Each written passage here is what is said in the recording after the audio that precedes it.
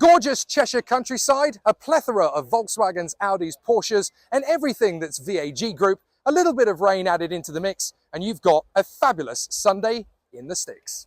Love it.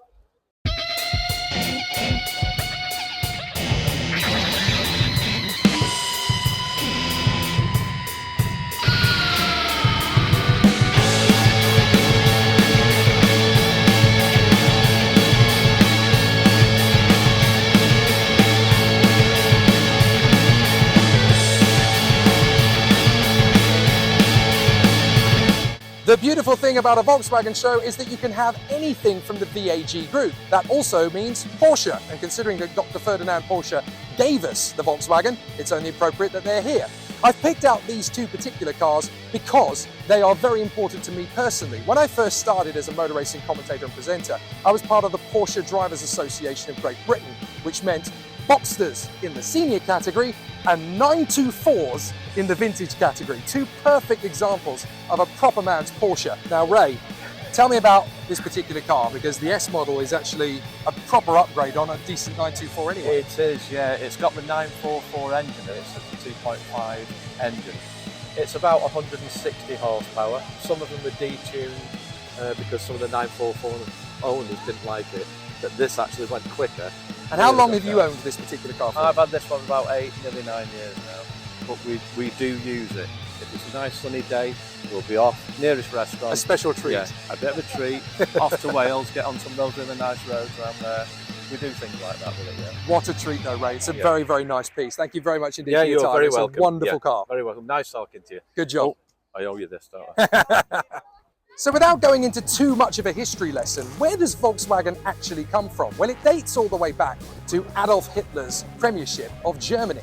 This car is probably the closest one we've got at the show to Dr. Ferdinand Porsche's original design. The idea was simple: build a small, cheap, reliable, affordable car for the people of Germany. And he had a very interesting idea. Essentially, the locals were allowed to collect stamps every week to put into a Sparkart.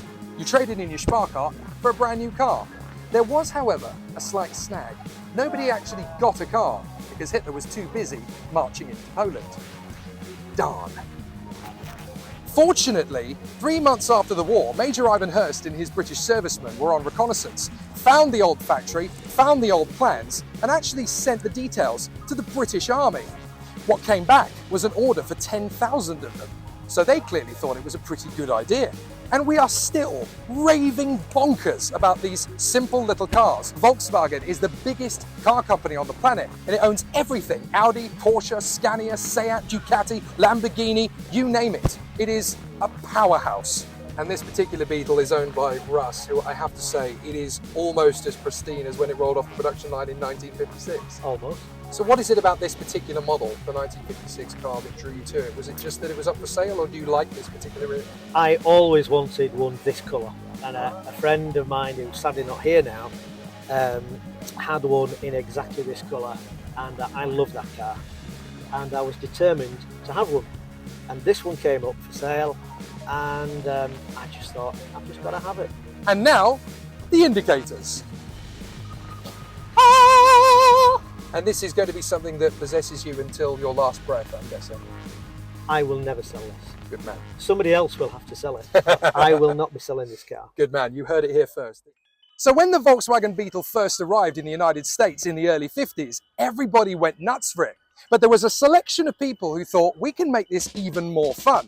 So what we're going to do is we're going to take all the excess metal off the top, throw it on a beach, put our foot down, and go berserk. It completely transformed and revolutionized fun in a hot hatch. Essentially, the hot hatch comes from this. This is the DNA of larking about in a car and enjoying yourself. Elvis Presley was obsessed. And this is the kind of car that you have fun in every day, or you just take it every now and then? I don't use it a lot. I should use it a lot more. I've got friends of mine saying, you know, use it a lot more, but when you're coming from work and all that, I know I should be bothered, and I will have to be bothered, because, you know, it is great fun to drive. It looks it. I mean, imagine, you know, it's the summer holidays. Get down to Blackpool, man. What are you doing? It's absolutely brilliant. Right? It's not like a normal car, obviously. There's no disc brakes on it. You've just got the old drum brakes on it. It won't stop like a normal car. It's a bit like driving a sort of dodging car, to be honest with you. Yeah. But it is fun, and everywhere you go, you get looked at. You pull up at the pub at night, people sort of look at you and all that. You know, so yeah, so it really is a good fun car to have. It's the kind of car that you don't buy for practicality and reliability. You have because you're a kid at heart. 100%, yeah, 100%.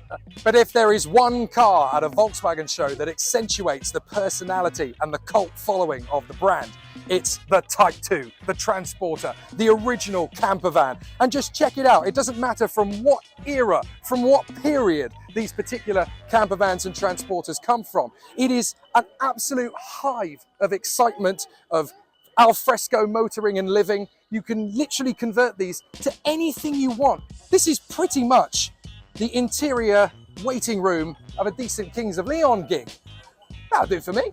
But what's even more spectacular about the Transporter is, even though it has aged, the culture has not. What about living in this? I mean, obviously this is a functional car. I don't live in it. You don't live in it? No, Okay, so you no. just take it around. Yeah, it's just a day van, really. Yeah, I mean, this does make a big bed, but you could live in it, I suppose, but we don't live in it. Well, it's a yin and yang sort of car, isn't it? You can literally turn it into anything you want. Yeah, yeah. Very usable, Very usable. very practical, good for moving furniture. This is exactly, the problem is, I'd love to be one of those people, but I would be one of these people. Yeah, I would yeah. absolutely turn this into the workhorse. I know it's a Volkswagen show, but there's something about a Volkswagen that is a bit of fun, a bit interesting, a bit unique. So I suppose if we're going to let another manufacturer of car in, I think Sinclair definitely gets a buy. Which is more fun? Probably this, to be honest. Yeah. Yeah, although my daughter Holly, she absolutely loves that thing.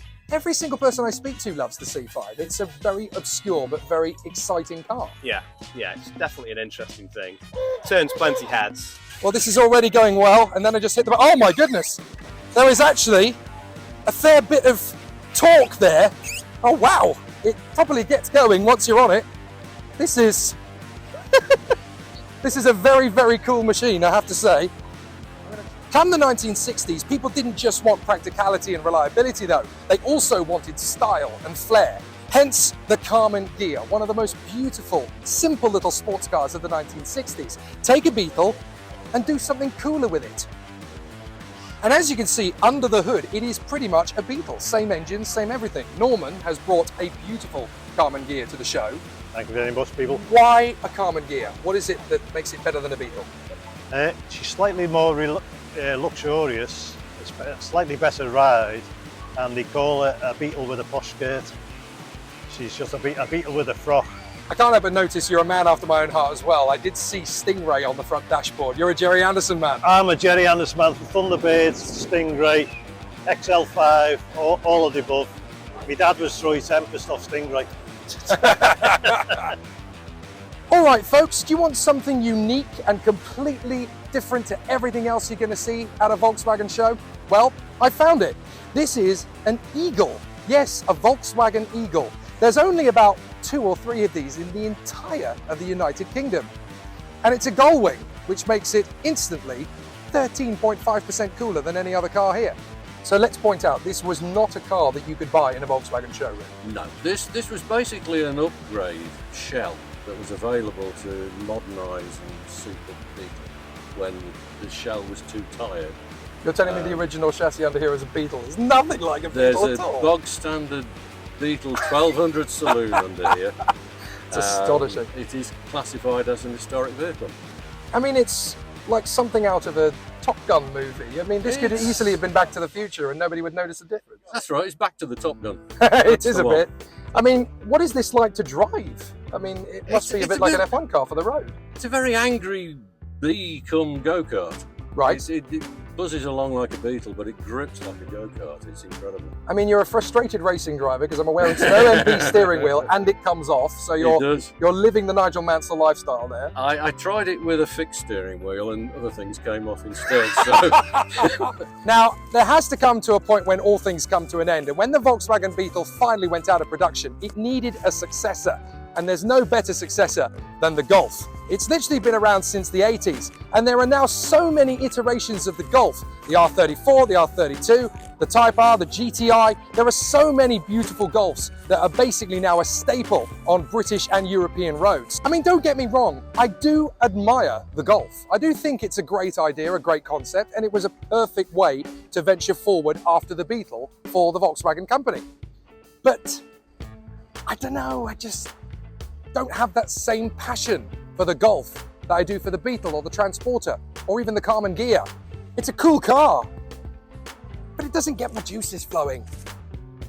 Some bright spark thought, let's make it look like that Nazi vehicle they used to make for that guy Hitler, because it's all this corrugated sort of stuff. But yeah, so everybody says, oh, is it from World War II? But no, it's 69 they made these up until 1980.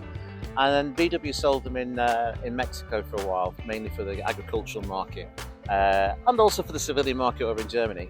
And they thought, let's cash in on the dune buggy market. So in 73, they introduced the Thing. They couldn't call it a Safari because Pontiac owned the name. Gotcha. So what do we call this thing? And it became the Thing. It's stuck. And the advertising campaign was make it your thing. So they sold like stripes and a roll cage, which this has got, bumper over riders, steering wheel, kind of, fancy steering wheels and things like that. So they sold bits through dealers to kind of make them some money. But yeah, it was sold into that market in 73. And then by the end of 74, after 2 years, it was outlawed because the distance between your windscreen and your face was too small. I see. And Couldn't have that anymore. So if you look at a guy called Ralph Nader, who was on the Senate back in the days, he wrote a book called Unsafe at Any Speed. And one of the cars he targeted, as well as the Ford Pinto, was the VW Thing. So yeah, so for 2 years only it lasted in the States. But essentially it's a square Beetle, I guess. I mean, you can tell that they mean serious business with it. You don't put a car on BF Goodrich radials unless it means serious business. Well, I was just talking to a friend about that, is that they actually raced these in the Baja Desert in the early 70s to promote the sale of these into California. But the interesting thing I found out recently is that Steve McQueen's best mate, Bud Ekins, the guy that did The Jump in The Great Escape, and also the same guy that did a lot of the stunt driving in Bullet, he raced these officially for VW in the Baja Desert to promote them for VW. So if it was good enough for Bud Ekins. Yep. Yeah, they're pretty cool, but they're not a Hollywood A-lister. This is Herbie, the love bug itself. Star of 6 Hollywood movies, a television series that in the 1980s was Disney's most expensive TV series in history, and still, over 50 years on, is a worldwide phenomenon, and it still holds incredible love and devotion to masses of Disney fans around the world. Think about it, over 50 years, and he still has relevance. Not bad, mate. Not bad at all. So why don't we meet the man who puts Herbie on the road in 2024 in the United Kingdom? It's Steve. All right, Steve, how you doing, buddy? Hi, Jake, you all right? May I say, you have absolutely come up with an absolute beauty here. He's not just a great Beetle, he's a very accurate Herbie. Yeah, he's pretty good. Apart from it hasn't got the full-length sliding sunroof, it's a pretty good replica. Yeah, because everything else, I mean, when you get a Herbie, you don't just paint it with the stripes. You really want to try and get it as accurate to the film as you can. Well, we all try. There's quite a few members in our group, and we all try to base it on a different car from the film. I tried to base mine on Monte Carlo, so the grey interior and the wider wheels and everything. So it's trying to be a Monte Carlo car. We all got a favourite film, and Herbie goes to Monte Carlo. So there we are. I'm 38 years old and I've toured around for a day in the beautiful Cheshire countryside looking at Volkswagens that I will never possess, but I have sat in a Hollywood movie star. No, that doesn't sound dodgy at all. Anyway, if you want to do the same or you want to learn more, come to the Tatton VW show. See ya.